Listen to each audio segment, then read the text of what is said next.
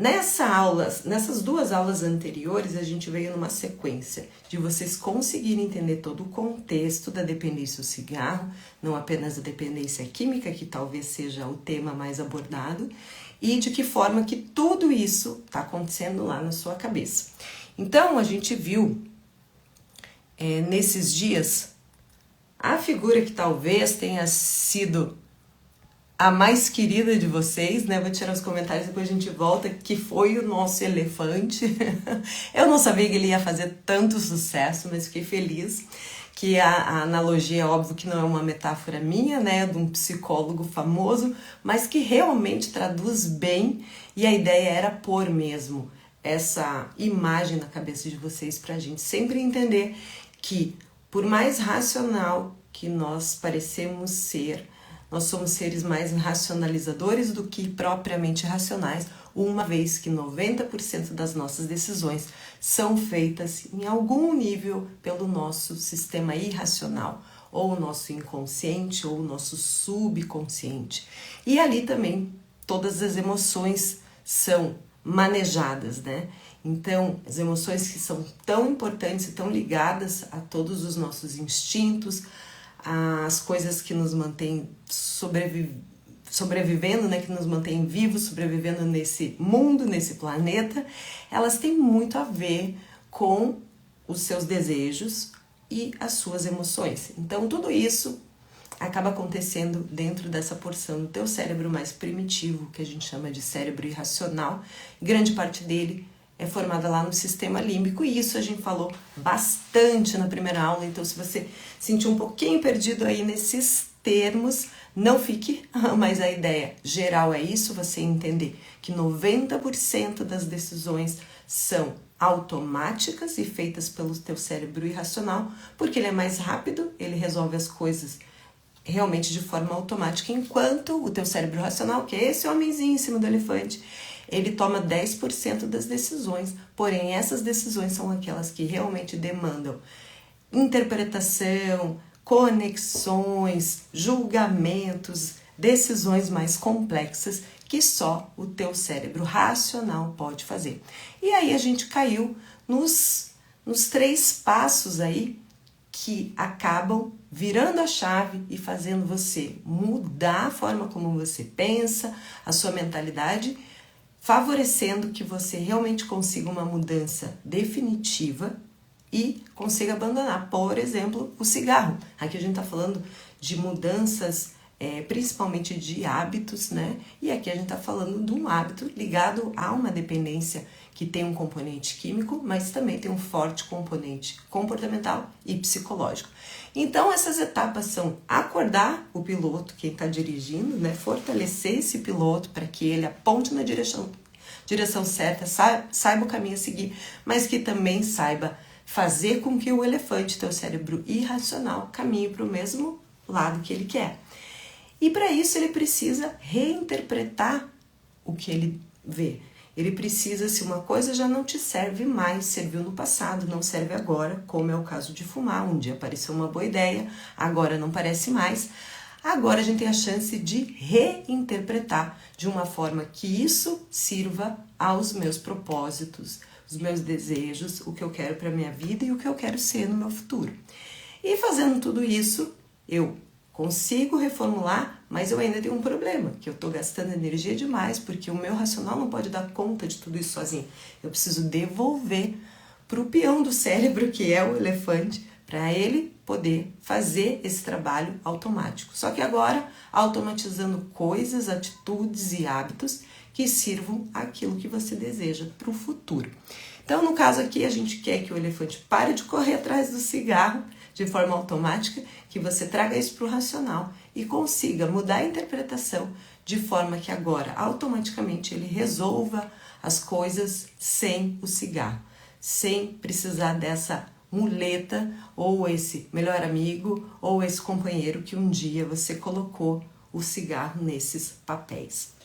Então essa foi a aula 1, basicamente foi um resumo, e na aula 2 a gente começou a se aprofundar naquele inimigo, em todas as facetas desse inimigo que é o cigarro, que é o tabagismo.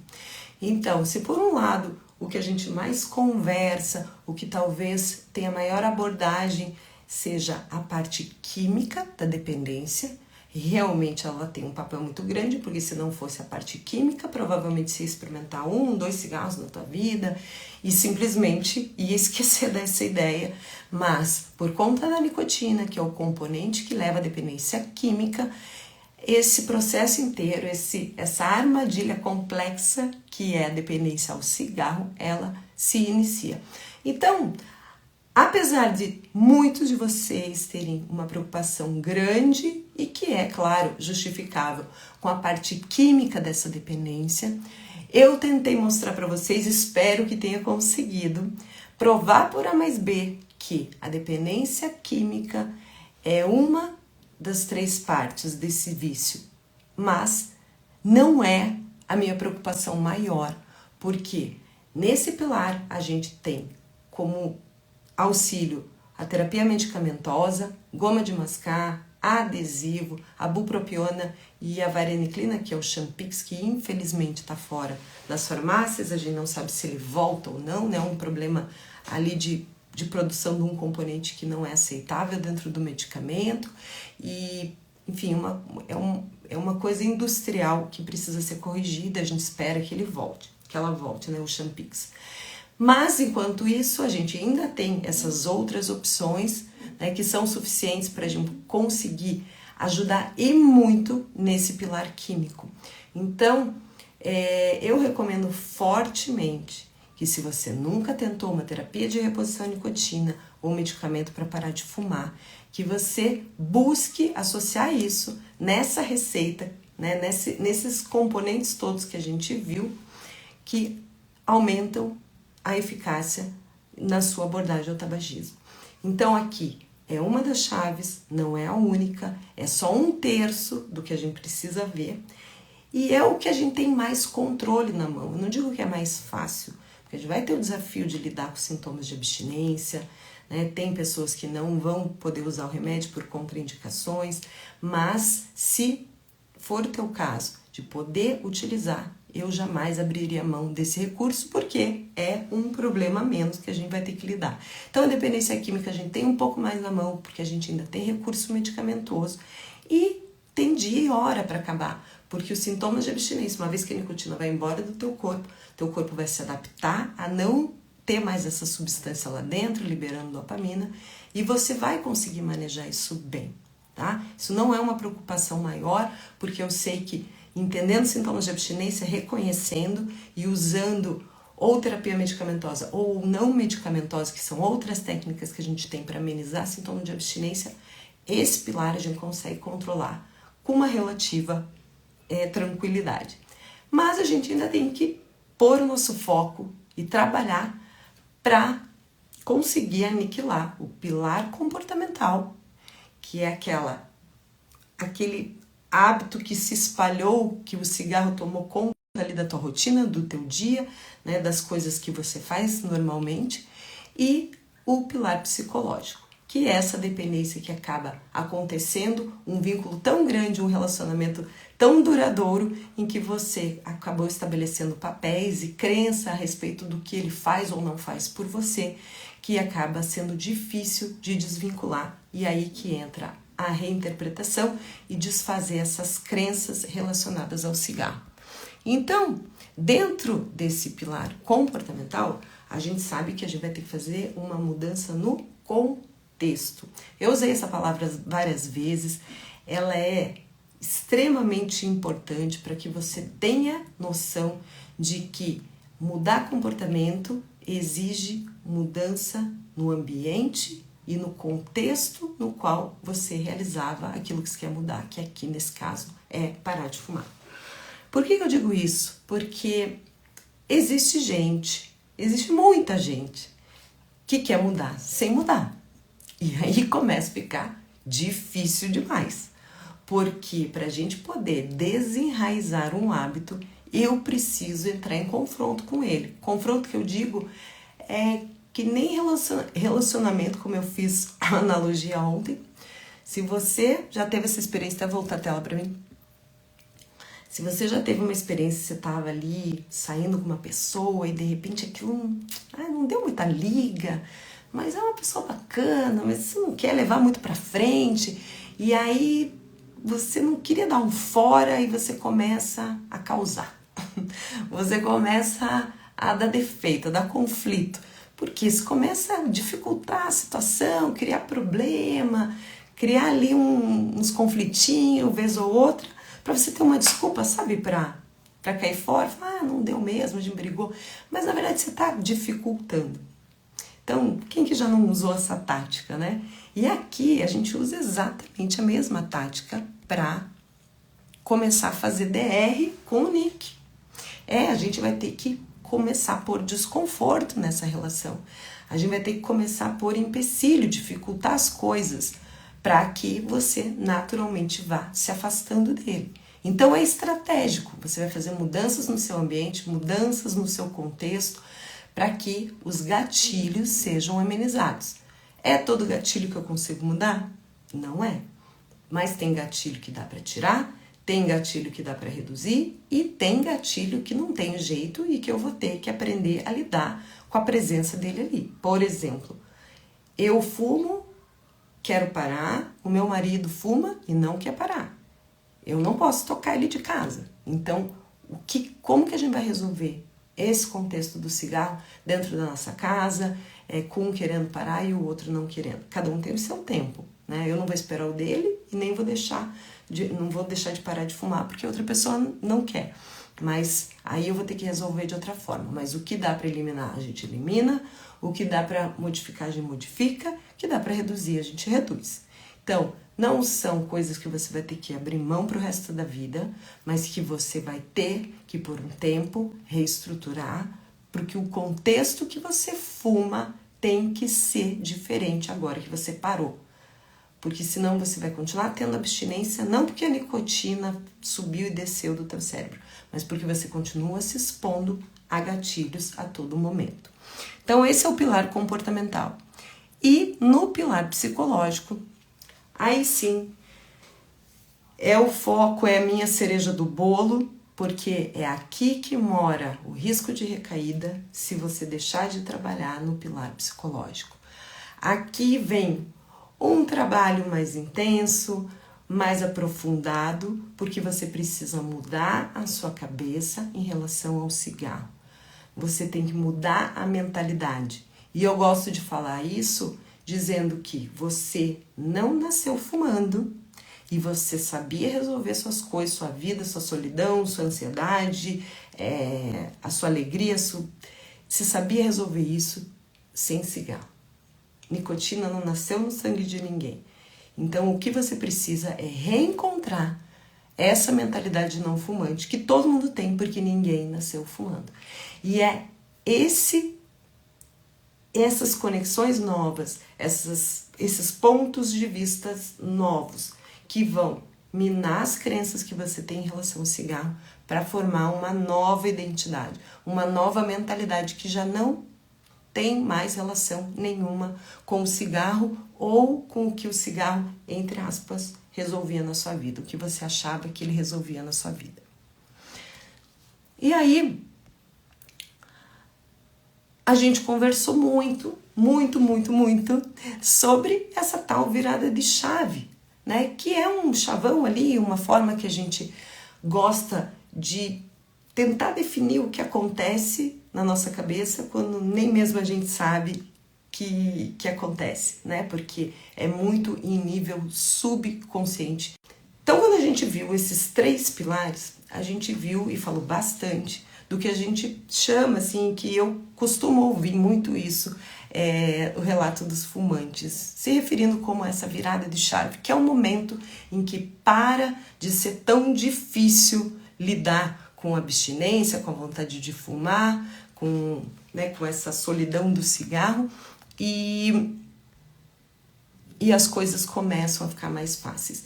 Por que começa a ficar mais fácil? Porque você conseguiu fazer essa virada de chave, que nada mais é do que você começar a tirar do automático aquele cigarro que você acendia um atrás do outro, que você não sabe nem se tá com vontade ou não de fumar, e simplesmente quando tá com um cafezinho, tá com um cigarro na mão, quando tá com uma cerveja, tá com o cigarro na mão, e todos esses cigarros que você acende por conta do hábito, por conta de gatilho emocional, você tem que começar a tirar do automático e trazer para o seu racional. E como que isso acontece? Gente, tá travando mesmo, porque tem gente que tá me falando que voltou.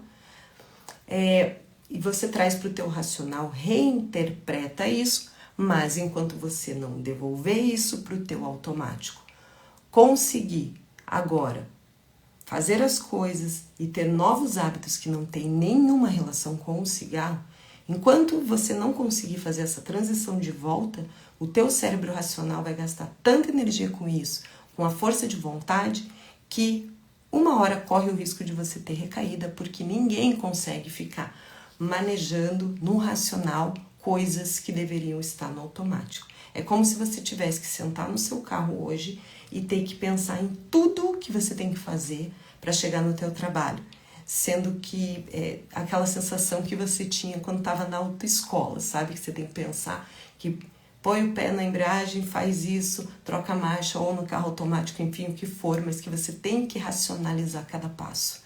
Então, essa etapa ela é fundamental para que você tenha esse alívio que você sente de agora as coisas se tornaram mais fáceis. Então, isso é a virada de chave. E aqui, o que eu queria falar para vocês, e que a gente falou bastante ontem, quando a gente relembrou aquela história fictícia da sua amiga que conseguiu parar de fumar do nada, que do nada não teve nada de do nada, né? Simplesmente isso acontece de forma tão lenta e ao longo dos anos, ao longo de experiências que você teve, que simplesmente você não consegue lembrar quando essa mudança começou, quando essas conexões ficaram mais fortes, quando tudo isso foi fazendo sentido e outras coisas deixaram de fazer sentido e ficou fácil para você abandonar o cigarro. Então, ou você tem duas escolhas. Você pode esperar essa mudança acontecer de forma empírica, como a gente chama, que é ao longo de anos, normalmente, ao longo de muitas tentativas para parar de fumar, ou você pode provocar essa mudança. E foi isso que eu trouxe na aula 2, que foi o momento que a gente falou de estratégias, de fundamentos embasados por ciência, que nos dizem, tomando essa e essa atitude, ou planejando dessa forma, você consegue ter um resultado mais rápido ou mais efetivo. Você consegue ter uma mudança definitiva com menor risco de recaída. Quando eu falo mudança definitiva aqui, eu quero dizer menor risco de recaída. Por quê? Eu não posso afirmar por Deus que ninguém vai ter uma recaída, porque infelizmente é uma coisa que é estatística. Mas a gente trabalha mirando o 100%, né? O que seria assim uma cura do tabagismo, mas minimizar ao máximo o risco de recaída é o que a gente quer. Não apenas fazer você parar de fumar, mas se manter abstinente. E esse é o maior desafio no tratamento do tabagismo. Porque fazer parar de fumar, eu até sempre trago essa frase não pus aqui pela primeira vez, porque toda aula que eu dou eu coloco isso, porque é uma frase muito interessante do Mark Twain, que é um escritor norte-americano aí, né, que faleceu já há muitos anos, mas muito famoso. Os livros dele continuam sendo ensinados e sendo tarefa escolar das crianças americanas. E ele era um tabagista de 3 maços por dia, faleceu inclusive por um infarto, e ele falava, ele era, né, um escritor muito com humor ácido ali, muito característico, e ele falava, parar de fumar é fácil, eu sei porque eu já fiz isso mais de 50 vezes. Então, é exatamente isso, parar, simplesmente apagar o cigarro, jogar o maço fora, isso é fácil. O difícil é se manter abstinente, e a gente sabe que tem uma curva para abstinência e que os primeiros meses são de maior cautela E quando a gente passa de 6 meses, essa taxa já se reduz, e com 1 ano, a gente alcançando a abstinência por 1 ano, a gente tem aquela bênção, assim, agora você voltou a ser um não fumante, né? Então, entre 6 meses e 1 ano, são o que os estudos variam ali para dar esse selo de você não fuma mais. Mas o fato é, a nossa missão aqui é não só você parar de fumar, mas você se manter abstinente. E para isso acontecer, você tem que devolver essa função para o teu automático. Porque se você tiver que sustentar o elefante na garra, ali na unha, 1 hora, isso vai dar ruim, tá? Então a gente viu isso ao longo da primeira e da segunda aula e eu queria só reforçar isso para vocês para ver qual que é a importância de a gente ter uma modificação definitiva em toda a tua mentalidade para que você fuja das recaídas. E aí, que estratégias que a gente tem para fazer com que a tua intervenção, a tua parada de fumar não seja só uma tentativa, mas seja certeira, seja definitiva. A gente tem alguns fundamentos que vêm de vários estudos realizados no mundo inteiro, que foram acrescentando ingredientes que você pode acrescentar, escolher e colocar ali na tua receita para aumentar a tua chance, a tua taxa de sucesso. E eu realmente não vejo motivo nenhum de a gente não pegar contra um inimigo forte desse, não se munir de tudo que a gente puder para entrar nessa briga. Então, foi daí que surgiu o Março Sem Maço, que eu expliquei que eu tenho um carinho imenso por esse projeto. Eu tenho muito orgulho de dizer que hoje eu estou em contato direto com os pesquisadores que eu mais admiro na vida, que foram e fizeram e desenvolveram essa estratégia em forma de desafio de 28 dias lá na Inglaterra, como eu expliquei ontem. Quem não viu vai ver com maiores detalhes na reprise da aula 2, e que fizeram com que todos esses ingredientes se conversem da melhor forma e que, ao mesmo tempo que seja uma estratégia muito efetiva, eficaz e que aumente em 5 vezes a tua chance de parar de fumar, ela seja simples e caiba num período de 28 dias. E a gente foi vendo ontem, passo a passo, um por um, cada um desses fundamentos. E eu não vou me ater de novo a falar, porque senão eu teria que dar toda a aula 2 de volta, mas eu quero citar aqui para vocês, que não tiveram, para vocês ficarem aqui na mesma página. Esses fundamentos, cada um deles tem uma referência dentro de estudos que não são só médicos, são da psicologia, da neurociência, da ciência comportamental e até de produtividade, enfim. E cada um deles trouxe, aí agregou uma porcentagem a mais para aumentar a tua taxa de sucesso ao parar de fumar.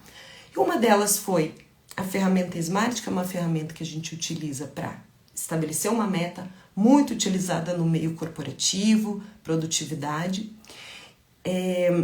O elemento de grupo, de comunidade, que é várias pessoas envolvidas em prol de um objetivo único. A força do comprometimento, né? Como que a gente gradua e como que a gente otimiza o comprometimento, né? Então, comprometimento ele tem camadas. Um processo de imersão, né? Os 28 dias vieram de vários estudos que sempre se basearam no período mínimo de uma intervenção eficaz, que foi visto para medicamento, para adesivo, para grupo de tabagismo, para mensagem por telefone, aplicativo, tudo isso a gente testou e o mínimo de intervenção são 4 semanas ou 28 dias. E o acompanhamento com o especialista, que isso eu citei até para vocês que dentro da Faculdade de Medicina a gente aprende lá no módulo super básico de saúde coletiva, que trata mais da saúde do que da doença, né, de prevenção e tudo mais, em que todo médico tem por obrigação abordar uma pessoa que fuma pelo menos por 3 minutos a respeito de cessação do tabagismo, ou seja, de parar de fumar. Seja com conhecimento a respeito de doenças que o cigarro causa, seja oferecendo ajuda, seja explicando tratamento, alguma abordagem de no mínimo 3 minutos. E por que 3 minutos? Não é chutado esse número, mas porque os estudos mostraram que, mesmo com um período tão curto como 3 minutos, só uma intervenção por um profissional treinado para isso já é capaz de aumentar a chance de alguém parar de fumar. E isso vai aumentando proporcionalmente ao tempo que você tem com um profissional acostumado, experiente ou especialista em tratamento do tabagismo. E daí eu propus para vocês um exercício. Vocês lembram? Lá no final da aula 2, eu pedi para vocês colocarem para mim, e quem não colocou lá pode colocar aqui, se em tentativas anteriores para parar de fumar, e eu perguntei se vocês tinham feito alguma tentativa real o ano passado para parar de fumar, se dentro dessas tentativas anteriores vocês utilizaram pelo menos um desses 5 elementos. É óbvio, se eu pus 1, se eu pus 2 melhor, se eu pus 3 melhor, se eu conseguir pôr os 5, foi o que a gente encontrou de mais eficaz para ter essa abordagem. Então, eu perguntei isso para vocês ontem. Mas hoje eu estava revisando a aula que eu dei ontem, eu pensei, isso não foi o melhor jeito de eu fazer esse exercício. Foi um bom jeito, porque eu instiguei vocês a pensarem em tentativas anteriores, e isso é uma forma importante de a gente aprender, né, com a tentativa anterior, o que deu certo, o que não deu. Mas, talvez, para entender melhor esses 5 fundamentos, talvez eu teria que fazer diferente e mostrar o que é uma abordagem que não usa cada um desses fundamentos. E aí, eu acabei fazendo isso para hoje, porque eu achei que é um bom jeito de reforçar essa ideia. Então, para ficar bem claro, o que seria uma abordagem, uma tentativa de parar de fumar que não segue a ferramenta SMART? Aquela ferramenta que é tipo uma peneira pela qual você vai passar uma meta que você tem e dar o check nessas 5 letrinhas, né? Tem que ser uma meta específica, tem que ser uma meta mensurável, quer dizer, você tem que poder medir o progresso para saber se está chegando perto do que você quer, se é uma meta atingível ou se é só um devaneio da sua cabeça, né? Uma coisa que você consiga atingir, que seja relevante para você e que seja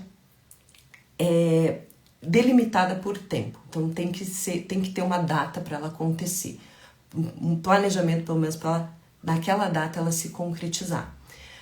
O que é uma abordagem que não usa esse fundamento de transformar o parar de fumar em uma meta? É a típica frase, sabe o quê? Eu vou reduzindo os cigarros e daí eu vou ver no que dá. Isso aqui é claramente uma tentativa de parar de fumar que não usa nada da estratégia SMART. Não passou nem perto. Por quê? Eu vou reduzindo para ver o que dá. Você não delimitou um tempo para isso acontecer. Eu saio de quantos cigarros e chego em 0 quando? Não chego nunca. Não é específica, porque reduzindo pode ser 5 anos, 10 anos, 20 anos, pode ser um cigarro por dia, pode ser um cigarro e depois volta para 10, depois volta para 5. Não é mensurável, a não ser que você ponha a cada 2 dias eu vou reduzir um cigarro ou 2 cigarros, e dia tal, que é o famoso dia D, né, que é o dia que a gente escolhe para parar de fumar, eu paro. Então, eu vou reduzindo e ver no que dá, é claramente não utilizar o fundamento de meta SMART. E vamos para o segundo fundamento.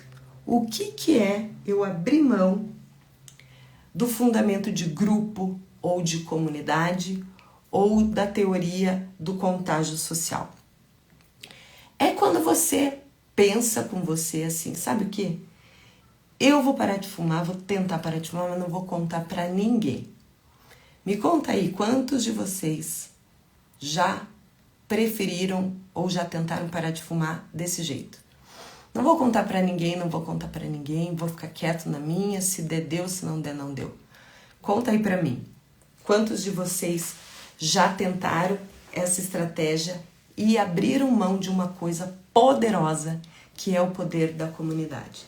Eu consigo entender, sabe? Eu consigo entender o que é tentar quieto no seu canto. Eu não quero pressão, eu não quero decepcionar as pessoas, eu não quero que ninguém me cobre. Eu consigo entender isso. tá? Eu acho que é claro para todo mundo o que está por trás disso. Mas olha qual que é o problema de você optar por não contar para ninguém. Olha as coisas, eu entendo de um lado, mas eu quero que você tenha essa outra visão do que você está abrindo mão quando você não conta para ninguém. A primeira coisa é que você está abrindo mão daquele poder de contágio social, que um hábito bom pode levar outras pessoas a terem o mesmo hábito bom. Isso eu mostrei em um estudo lá do New England, que é um estudo que ganhou até prêmio, porque quando uma pessoa para de fumar, ela geralmente influencia 2, 3 pessoas do contato pessoal dela, do contato mais próximo, seja vizinho, amigo, colega de trabalho, esposo, esposa, filhos, irmãos. Então, quando você decide parar sozinho, você está abrindo mão do poder do contágio social. Você está abrindo mão de encontrar alguém para parar de fumar junto com você. Porque muitas vezes a pessoa não quer falar pelo mesmo motivo que você não quer falar. De pôr pressão, de ter vergonha se der errado, se você falhar, você não vai saber onde enfiar a cara. E de repente aquela pessoa do teu lado, aquele colega de trabalho, a tua irmã, enfim, alguém muito próximo pode estar pensando do mesmo jeito e você está perdendo a chance de unir forças com essa pessoa. Quem aí corre, faz corrida de rua, essas coisas, está muito acostumado com esse poder de ter uma parceria, né, de ter um partner. Porque às vezes a tua motivação está lá embaixo e a da pessoa está alta. Eles falam, hoje eu vou matar a corrida. E aí a pessoa te liga e fala, vamos? Aí você fala, tá chato não ir, e vai. E aí você tá num ritmo e você acha que você nem dá conta de acelerar, a pessoa tá correndo mais rápido, você se desafia e você consegue acompanhar. Então esse poder de fazer as coisas junto com outra pessoa aumenta muito a chance de parar de fumar, como eu mostrei para vocês ontem. Então você abre mão de encontrar uma parceria, abre mão desse poder da comunidade, abre mão de pessoas que poderiam te dar o suporte de te ajudar e, além de tudo, você está se expondo a um gatilho totalmente desnecessário, que é alguém não saber que você parou e vir te oferecer simplesmente porque você não contou para ninguém. Eu cansei de ver isso dentro do hospital e dentro do meu consultório. Por quê? As pessoas têm o mesmo pensamento de que não vou contar para não decepcionar ninguém, para não me sentir pressionado, e aí vem uma visita na casa delas, elas já estão ali 2, 3 semanas sem fumar, esse amigo que fuma não sabe que essa pessoa parou de fumar, fuma dentro de casa, e aí ela fica sem graça de falar, e daí uma coisa leva a outra, e aí de repente a visita vai embora, deixa um maço de cigarro, e você acaba tendo uma recaída ou um lapso. Ou aceita um cigarro só para não dizer que parou. Existe isso, eu vejo isso direto. Então, quando você opta por não contar, eu não tô aqui para cagar regra na vida de ninguém, mas eu tô dizendo para você ter essa visão de que pode ter o lado, entre aspas, bom de você se sentir mais protegido, mas você tá se privando dos efeitos que podem aumentar a tua chance de parar de fumar, simplesmente por não contar, que são todos esses: comunidade, parceria, incentivo e compromisso público. Porque lembra o que eu falei ontem, isso me leva ao próximo item, que é o comprometimento. E comprometimento, lembra que eu falei que era a mensagem que eu queria que se gravasse só uma única mensagem de ontem, eu gostaria que fosse essa. Comprometimento é desconforto, é pôr a cara a tapa, é arriscar a pele, é dar o sangue. Por quê? Se não tem sentimento de perda ou de risco, você não está comprometido. Isso saibam para parar de fumar, para casar, para dizer eu mato no peito no trabalho, seja para o que for.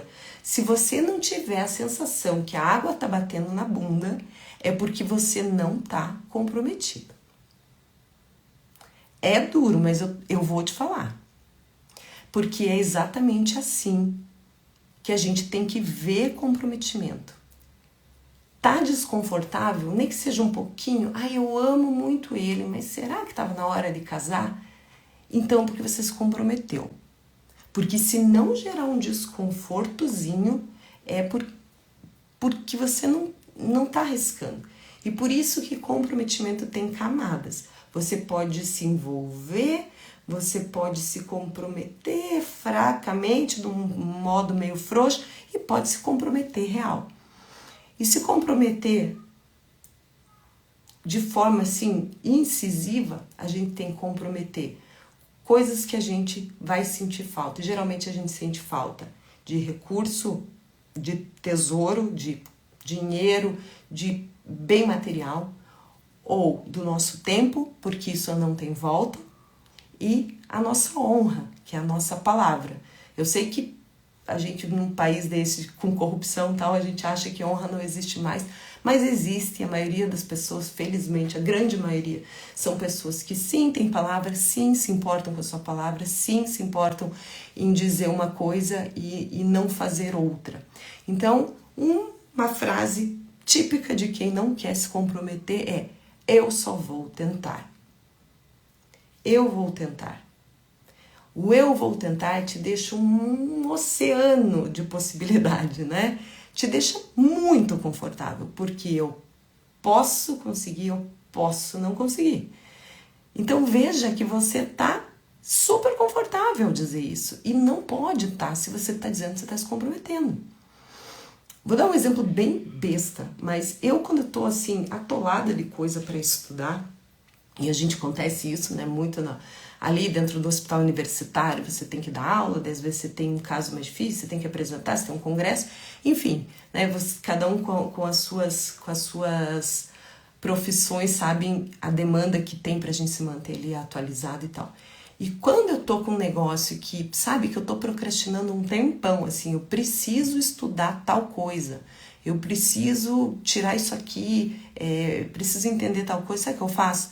Quando eu falo assim, alguém dá aula na semana que vem, eu falo, eu dou aula desse tema aí, porque daí eu tô obrigada a resolver esse negócio, eu tenho que sentar e eu tenho que estudar aquele negócio, porque senão eu vou passar vergonha na frente dos meus alunos, na frente dos meus residentes, inclusive deve ter algum dos meus residentes por aqui.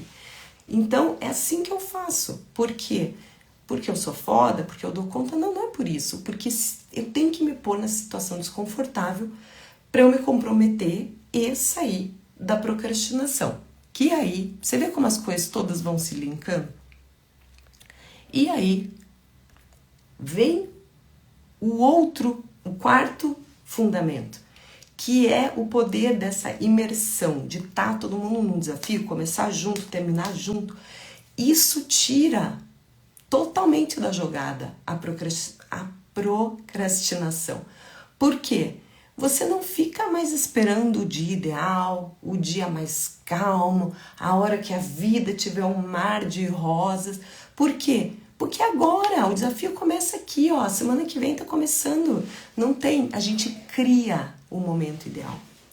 A gente simplesmente cria. Então, em vez de você ficar esperando o 31 de dezembro para fazer um monte de cagada e depois no dia 1º começar a fazer as coisas certas, você simplesmente traça uma linha. O desafio começa hoje, tá todo mundo aqui, parou a procrastinação e a gente vai continuar. Então você cria essa sensação de recomeço que acontece no primeiro dia do ano, que acontece segunda-feira, que talvez acontece no dia do teu aniversário, que até são datas que a gente usa muito. Talvez se você já procurou um auxílio para parar de fumar, o médico tenha te perguntado, tem alguma data importante aí no próximo mês? Aniversário de um filho, aniversário de um neto, aniversário de casamento, teu aniversário. Porque esses marcos, eles têm essa sensação de recomeço, essa sensação de meus erros ficaram para trás, ficaram lá em 2022. Dia 1º, sou um novo eu, sou a nova Josiane, que não mata mais academia, que não come mais fritura, que lê um livro por mês, entendeu? É o efeito do recomeço. E quando a gente traz isso para um modelo de desafio, a gente põe uma linha de chegada e põe também uma linha de largada. E isso faz com que você nem procrastine e você zera o teu placar e fala, agora minha chance de novo. Então, a típica frase de quem não está num período de imersão é, eu vou esperar um momento mais tranquilo, uma fase melhor, agora estou com muito problema, agora está muito puxado no trabalho, agora está no fim do mês, tem que cumprir meta. Sabe essas desculpas que a gente dá para empurrar uma decisão importante para frente? Então, esse desafio ele tem esse poder também. E por último, o quinto fundamento é o auxílio de um especialista. E aí aqui, óbvio, um dos meus preferidos, porque é minha profissão, é o meu propósito de vida, tá aqui e auxiliar quem precisa parar de fumar, mas também porque é um dos fundamentos mais poderosos e que aumenta muito a tua chance de conseguir parar de fumar. É ter um respaldo de um especialista. Por tudo que a gente já conversou, por todos os caminhos que ele pode facilitar para você. E uma frase que me marca muito, que eu também ouço com uma certa frequência, que traduz toda a culpa, todo o peso que o fumante leva. Eu entrei nessa sozinho, agora eu vou sair dessa sozinho. E é até um pouco épica essa frase, né? Assim, de eu tenho que dar conta, eu entrei nessa armadilha sozinho, mas você não precisa dar conta disso sozinho. Você não tem por que ficar tentando sozinho e perder tempo quando o assunto é saúde. É isso que eu quero que você entenda, que quando a gente faz algumas escolhas assim, e que tem até uma razão de ser, como não contar para as outras pessoas, como escolher tentar resolver o problema sozinho, no fim das contas, você está perdendo tempo. E tempo não é tempo no relógio, é tempo de vida. Eu falei para vocês ontem e vou repetir, cada cigarro são 11 minutos a menos da sua vida. E não a vida que você, o tempo que você gastou fumando. Eu usei 11 minutos para fumar esse cigarro. É 11 minutos que tirou, subtraiu lá do tempo de vida que Deus, o destino ou o que você acredite te deu. Ele desconta da tua sobrevida. Então, um fumante que fumou mais do que 10 anos na sua vida, ele reduziu em 10 anos a sua expectativa de vida. Porque isso é um envelhecimento precoce de todas as tuas células. Inclusive, por isso que tantos cânceres têm relação com o cigarro. Porque o câncer é uma doença que virtualmente todo mundo teria só pelo envelhecimento, né? A célula vai falhar em algum momento ali na divisão dela. Então, todas as substâncias tóxicas do cigarro que causam os cânceres, elas causam um envelhecimento acelerado de todas as suas células. Então, por isso que tem mais demência, por isso que a pele do fumante parece mais, a pessoa parece mais velha, por isso que gera infertilidade, porque é como se acelerasse todo o teu processo de envelhecimento. Então, aqui quando a gente fala em juntar estratégias para aumentar a sua chance de parar de fumar de uma vez por todas, a gente está falando em resgatar tempo de vida. Vida que você tem aqui para fazer as coisas que você realmente gosta, realmente ama e que eu tenho certeza que você pode dizer, eu gosto de fumar, mas o que você gosta realmente é estar com as pessoas que você ama, estar com seus filhos, estar com seus netos, ter saúde para brincar com eles, para correr, para namorar, para viajar, para se divertir. Então, quando a gente está falando de ganhar tempo aqui, é diferente de eu falar para você, entra no intensivão de inglês, que você vai ganhar tempo no relógio. Talvez ganhe dinheiro, né, porque acelera uma promoção e tal. Mas aqui a gente está falando de vida, de tempo de vida. Então, não foi à toa que ontem eu abri ali meu coração para contar uma história de um paciente que me marcou muito, né, que acabou conseguindo parar de fumar e mesmo assim descobrindo, né, um câncer e tal, e que ficou com essa sensação de, poxa, eu perdi tempo, né, eu podia ter parado de fumar antes. Então, é isso que eu não quero aqui, não quero para ninguém, e por isso que eu tenho me dedicado tanto a formular um método que seja o mais assertivo possível. Então vamos para frente. Então a gente reviu todos esses 5 pontos com um pouco mais de assim de foco no que você está perdendo de não usar esses fundamentos. E no fim das contas, tudo que a gente faz aqui, o fundamento maior por trás desses 5 fundamentos é aumentar uma coisa que chama autoeficácia. Então, esse termo é um termo que reflete a tua capacidade, a sua crença e confiança de que você é capaz de realizar uma tarefa, resolver um problema e, assim, realizar uma mudança. Então, esse termo que vem lá da psicologia foi desenvolvido em 1978, se não me engano, mas é nos anos 70, por esse psicólogo que é o Albert Bandura. O que ele falou? Ele chegou à conclusão, e aí por diversos estudos, de que o maior fator, o fator determinante que mostra que uma pessoa é capaz de mudar, de evoluir, de passar de uma etapa para outra, resolvendo um problema, é a crença que ela tem que é capaz de realizar aquela tarefa. Então é muito difícil alguém se propor a fazer alguma coisa que ela não tenha confiança que pode realizar. E a gente sabe que tudo é treinável na vida, mas se você não tem essa crença, se você cresceu num ambiente que não estimulou a crença de que você pode fazer X, PTO, enfim, o que for, vai ser muito difícil que você se atreva, entre aspas, a se arriscar a fazer algo diferente. Então vocês sabem disso. Às vezes você cresceu com um pai e uma mãe super cautelosos que tinham medo de deixar você andar de bicicleta, andar de moto, viajar sozinho na estrada, viajar sozinho para o exterior, fazer um mochilão. E acaba que a pessoa cresce com pouca confiança de que ela é capaz de lidar com aquela situação.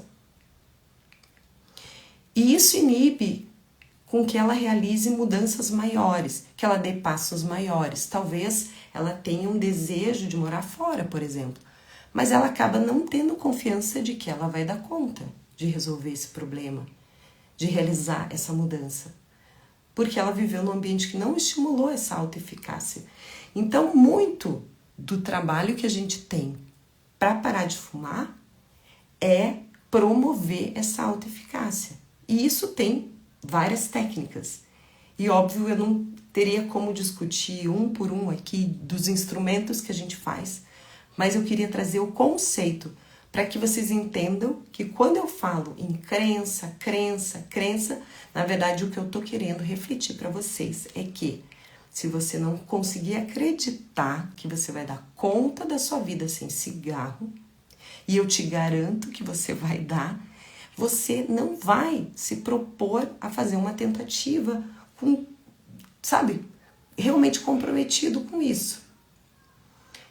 E é exatamente nesse ponto e esse intuito todo de todo esse evento, de mostrar para você que a gente ter o suporte, ter alguém que mostre para você como faz e te incentiva e te dá o caminho, traduz esse caminho que você vai ter em pequenos pedaços para que você consiga perceber que você está evoluindo, você talvez não se arrisque a tentar fazer essa mudança.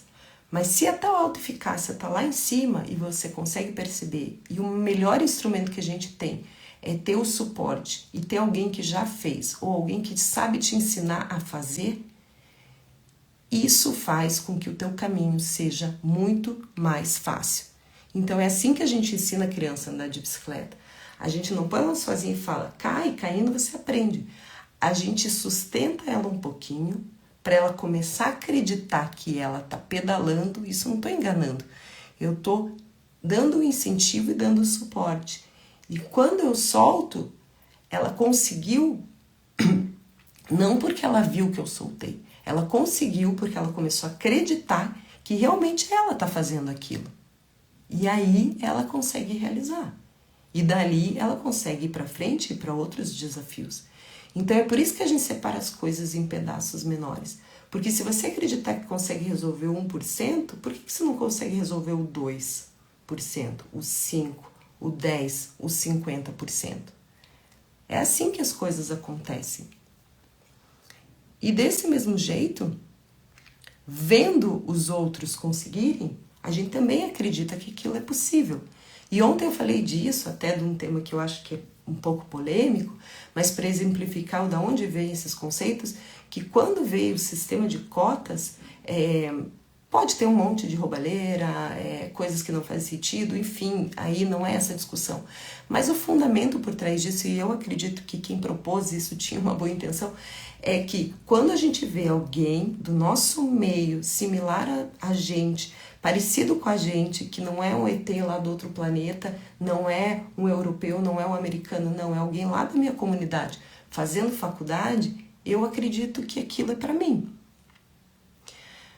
Por exemplo, eu não consigo pensar em ter um jatinho, eu nem almejo isso, nem faz parte da minha realidade, nem consigo pensar e nem me dói saber pensar em ter ou não ter, porque não faz nada parte da minha realidade.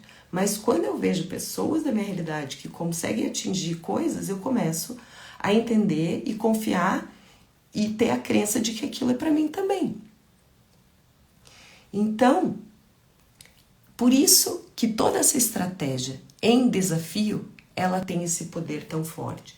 Porque além de você ter um especialista, um profissional, te cortando em pedacinhos, não cortando você, né? Cortando as etapas em pedacinhos, fazendo parecer fácil, te instruindo por um caminho pelo qual ele já andou, quer ele tenha fumado ou quer ele tenha acompanhado muitos fumantes e ajudado, e vendo as pessoas conseguirem os resultados que você quer ter, isso tudo aumenta a tua autoeficácia. E são esses 5 pilares, esses 5 fundamentos, eles estão por trás desse fundamento maior, que é ter a crença de que você dá conta de resolver isso. E aí, hoje, a gente traz aqui para vocês o que vocês vieram ver nessa sequência inteira de lives, que é exatamente essa proposta de desafio de 28 semanas. Então eu quero apresentar isso para vocês. A gente dividiu isso em 4 semanas, para que você saiba cada etapa o que é um plano que é mais eficaz com todos aqueles ingredientes que a gente já viu, já revisou. Então a proposta do Março Sem Maço é a gente estabelecer uma data para todo mundo começar e para todo mundo parar de fumar no mesmo dia. E para isso, eu dividi em 4 semanas, né, que dentro delas então são esses 28 dias, no qual na primeira semana a gente vai se preocupar com o primeiro pilar e o segundo pilar, que é o pilar químico e o pilar comportamental. Eu vou saber reconhecer sintomas de abstinência, eu vou saber lidar com eles, eu vou procurar ajuda para usar um medicamento ou usar um adesivo ou uma goma de mascar, se for o caso, se não for contraindicado. Na segunda semana, eu vou começar a trabalhar minha mentalidade para saber reinterpretar o cigarro na minha vida e para conseguir manejar as emoções. Porque as emoções, sendo parte do teu cérebro irracional, toda vez que isso está grande demais, o cérebro racional aqui não consegue conter e abraçar esse negócio, dar conta desse negócio. Então a gente precisa controlar isso para que as emoções não tomem conta de tudo e o teu racional não consiga conduzir a situação. E vocês sabem bem disso, porque muitos de vocês talvez já tenham conseguido parar de fumar e tiveram recaídas em momentos onde a emoção, o psicológico, uma situação traumática foi tão grande que aquilo apaga o teu racional. É a primeira coisa. Emoção demais acaba atrapalhando o racional de fazer o que ele gostaria. Na terceira semana, aí sim, essa semana é para a gente manter a motivação, a autoeficácia lá em cima, porque no último dia, no 7º dia da terceira semana, essa é a data, é o dia D. Então aqui, no Março Sem Maço, a data coletiva para a gente parar todo mundo junto vai ser o dia 9/4. É um domingo, é o domingo de Páscoa, tem um significado grande para boa parte de vocês, para boa parte dos brasileiros, mas quem não é católico, quem é católico, mas não é muito praticante e a Páscoa não tem muito significado, enfim, vai ser um domingo, mas para a grande maioria tem um poder emblemático maior, então não é à toa que ele foi escolhido, mas é nessa sequência de você conseguir ter 3 semanas antes para ter um preparo de mentalidade, para chegar ali já com uma carga de alta eficácia boa, para você conseguir se manter e se fumar. E a última semana é para a gente afinar e regular aquelas coisas. O que deu certo, o que deu errado. O que eu planejei lá nas etapas anteriores, mas quando eu pus meu pezinho na água, quando eu realmente fiquei sem cigarro, o que funcionou e o que não funcionou. E aí a gente faz ajustes, tipo, eu achei que ia dar para ir no happy hour do escritório, mas eu vi que não dá. Eu vi que eu ainda não dou conta, então eu vou suspender por essa semana e na outra eu reavalio. Então é esse tipo de ajuste e prevenção de lapsos e de recaídas. Então, beleza. Então aqui a gente viu como que a gente pode fazer para simplificar esse planejamento, dividindo em etapas, semana a semana, para que você saiba como fazer. E vocês vão receber isso aí depois, né, no PDF. Então, para vocês saberem como seguir para não se perder no caminho. E vocês sabendo que com 3 semanas você já tem um período bom para começar a tirar do automático algumas coisas relacionadas ao cigarro, começar a reinterpretar outras para começar a devolver isso para o automático na semana 4. Algumas pessoas vão fazer isso mais rápido, outras vão fazer mais lento, mas a gente seguindo em forma de desafio, vocês vão chegar lá e vocês vão afinando depois do dia D. Então, como fez muito sucesso essa figurinha do elefante, eu quis até trazer aqui para trazer a referência oficial de em que livro foi publicado isso, né? Então esse psicólogo chamado Jonathan Haidt, não sei se é assim que fala exatamente, mas é esse livro dele de 2006. Então você sabe que você agora tem um mapa, um planejamento, que é o slide anterior, que vai te mostrar, dar direção para o piloto que está ali em cima daquele elefante.